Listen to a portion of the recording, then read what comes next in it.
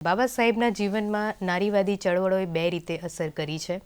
પહેલી અસર તો એક સ્થાનિક છે કે જે ભારતમાં બાબા સાહેબને એમણે જેમને પોતાના ગુરુ ગણ્યા છે એવા જ્યોતિબા ફૂલે અને સાવિત્રીબાઈ ફૂલેથી એમણે મહિલાઓને અધિકારો, શિક્ષણ અને સમાનતાની આપવાની વાત સમજ્યા. ઉપરાંત કબીર સાહેબના શિખામણો અને એમના દોહાઓ દ્વારા એમણે સમાજમાં જે અલગ અલગ પ્રકારના ભેદભાવો છે એ પણ એમણે સમજ્યા અને ભગવાન બુદ્ધની જે સમતા, સમાનતા, મધ્યમ માર્ગની વાત છે અને એમણે મહિલાઓને જે સંન્યાસમાં પણ ભાગીદારી લેવાની જે પ્લેટફોર્મ પૂરું પાડ્યું હતું ભગવાન બુદ્ધે, એમાંથી પણ બાબા સાહેબે મહિલાઓને જે સમાજમાં એમનો અડધો તબકો છે એની માટેની ઘણી બધી બાબતો એમણે સમજી હતી. જ્યોર્જ સ્ટુઅર્ટ મિલ નામના એક બ્રિટિશ ફિલોસોફર હતા અને નારીવાદી લેખક હતા.